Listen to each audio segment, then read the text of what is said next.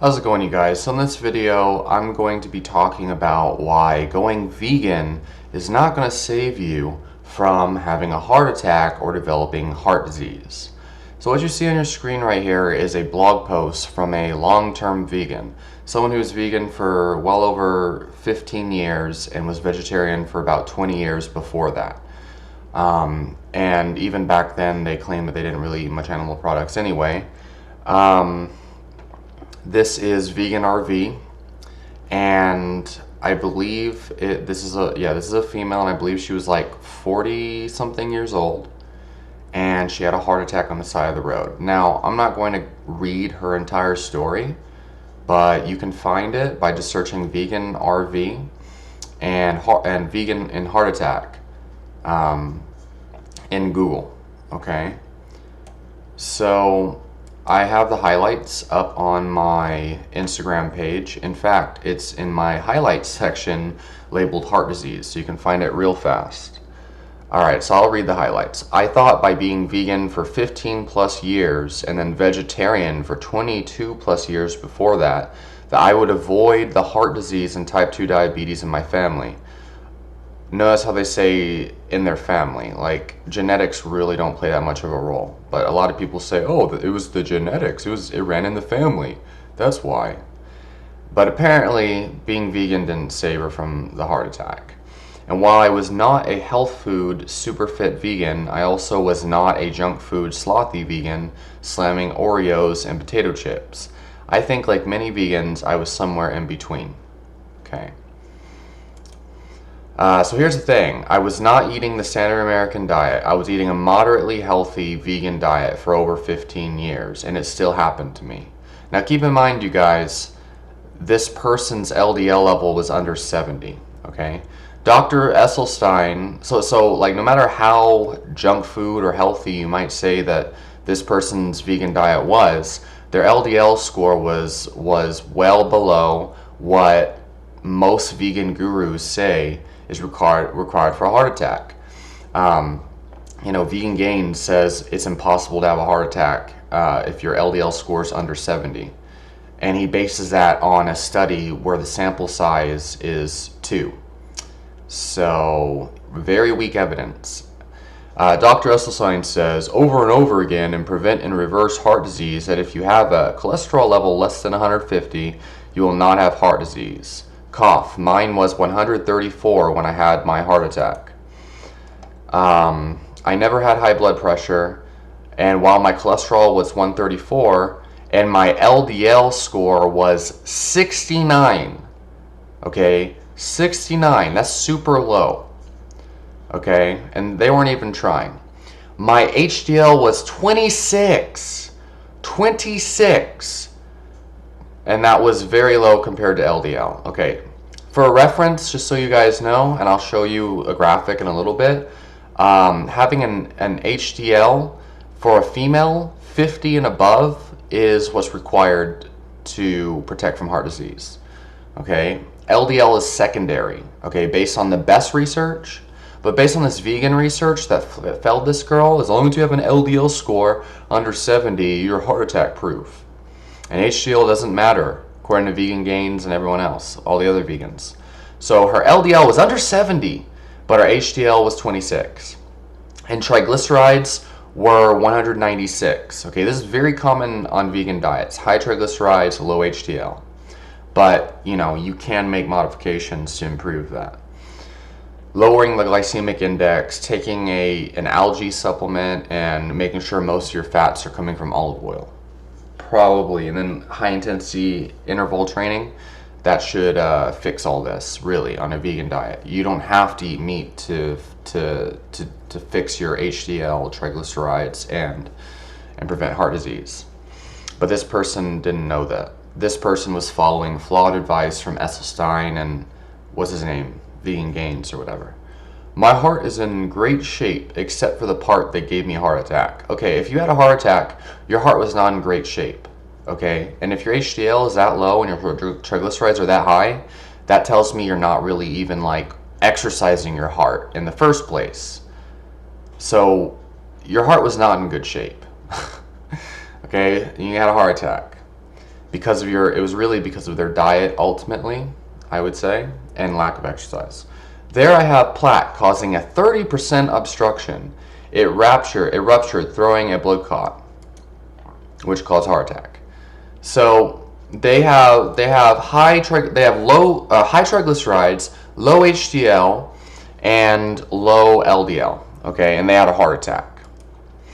Now they're saying that they realize that Dr. Esselstyn was wrong, and now her goal is to lower her ratio of cholesterol to HDL. So basically, she wants to increase her HDL, keep her LDL the same, and then lower her triglycerides. Okay, so here I'm going to show even better evidence than this, but here is a study. You can Google the title and everything. Triglyceride and HDL, dyslipidemia, and risk of coronary heart disease. Basically, what this study found is that low HDL and low or high triglycerides is a causal risk factor for heart disease, if I remember correctly.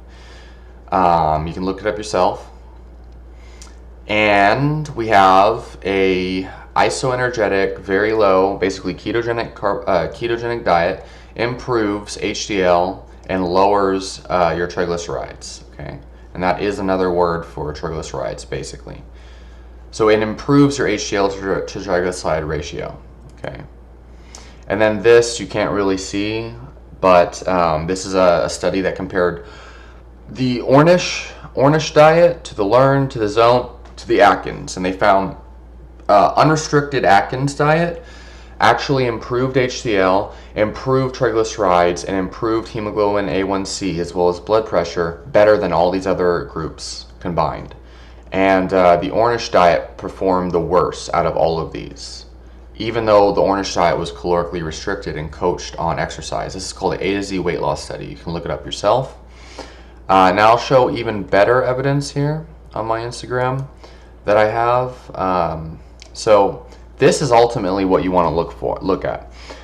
This is a Framingham study, data from the Framingham study. This is a follow-up, okay? So I'll read the summary. What is the best way to predict and prevent heart disease? To answer this question, 3,590 men, okay, over 3,500 men and women enrolled in the Framingham Heart Study. They were examined between 1987 and 1991, and then followed up again in 2011. So this is data from the follow-up. During the baseline exam, they took baseline levels of blood of cholesterol, HDL, LDL, and triglycerides. Okay, all right, after an overnight fast. These four components comprise what is known as a blood profile, okay? And they also took into consideration smoking, hypertension, BMI, age, sex, and diabetes. So they took into consideration the most important risk factors. This is golden, perfect. Participants were followed up through 2011. During the follow-up period, the researchers were primarily interested and incidences of fatal or non-fatal cardiovascular events, heart attack and stroke, okay? So all events of cardiovascular issues were reported. In the figures shown in the image in the post, the risk of these events in the A groups are shown. All right, so essentially what they found is high HDL is the #1 most important thing for preventing heart disease, okay, from preventing heart disease, followed by low triglycerides and low LDL, okay. The people with the highest HDL, the lowest LDL, and the lowest triglycerides, they all had the lowest risk of heart disease, okay, 30% lower risk. Wait a second, what am I looking at? Oh yeah, 40% lower risk. They have a 40% lower risk, okay? Low triglycerides, low LDL, and high HDL. They have a 40% lower risk of heart disease compared to the other groups. And then let's say you have high LDL, but you have low triglycerides and high HDL. you still have a 30% lower risk. So there's only a 10% difference. Let's say you have high triglycerides and low LDL and high HDL. You still have a 30% lower risk. But then if you have high triglycerides and high LDL, you have a 20% lower risk. Then when you have low HDL, like none of that's going to save you. Okay? You have optimal triglycerides, optimal LDL. That's the reference group. Okay? And low HDL. You have a 20% higher risk than the group with the higher HDL. So actually 30%. So if this girl, this vegan, simply optimized her HDL, she had higher HDL, and kept her LDL the same while not really changing her triglycerides, she'd be in this 30% lower risk group. Okay? HDL makes a 30% difference compared to, like in her case, okay? And even if she had elevated LDL and elevated triglycerides, 20% lower risk compared to having low HDL. HDL decreases your risk by 20%. Okay? This is like one of some of the most solid evidence we have, and this is actually what most medical practitioners are taught in medical school, is based on this data right here. They don't teach the LDL cholesterol model unless they're trying to put you on statin drugs, really, which is where that comes from, and where Vegan Gains study with LDL comes from. Okay, is statin drug studies, which I've broken down in other videos. Optimal triglycerides and elevated LDL, okay, with low HDL. Even if you had elevated LDL and low HDL, compare that to the group over here. Elevated LDL and optimal triglycerides. As long as you had high HDL, like that's a 60% difference in the risk just from HDL, if I'm doing my math right. Alright, so you guys can examine this yourself, but I mean, that's pretty insane. That's a pretty insane difference. Now I have another video, and you can look this up, just search Vegan Gains, and then my channel name in YouTube. And you'll find a video where I broke down the studies that Vegan Gains used about LDL cholesterol, and why there really is not a linear dose-dependent relationship between LDL and heart disease risk. If you search it up yourself, you'll see why it's Vegan Gains his evidence is so weak, and why he's wrong. And you'll see why this vegan had a heart attack even though her LDL was under 70. Okay, it's because LDL is not the only risk factor in heart disease. It's hardly even a second risk factor. As long as you have high HDL, okay, you're way more protected than these people over here. Low HDL, low LDL. Okay. So, I mean, you can argue all you want, but the evidence is pretty clear. There was a vegan who had low LDL, way below the what they say is necessary, and still had a heart attack. But then she had a heart attack, and her blood levels of HDL and triglycerides directly reflect this evidence here. Okay, directly reflect it. Now, obviously, if you follow the Ornish plan, or you follow the Esselstyn plan, where they remove a lot of the high glycemic carbs, they start exercising, they use statin drugs in some cases.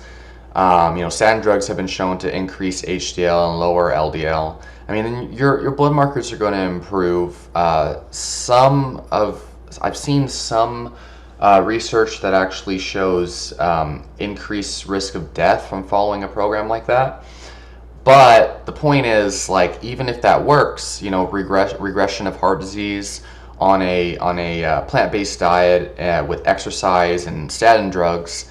I mean, is it the exercise? Is it the statin drugs? Or is it the fact that maybe they're eating, they're removing a lot of the foods that cause this problem to begin with, the high glycemic carbohydrates, etc.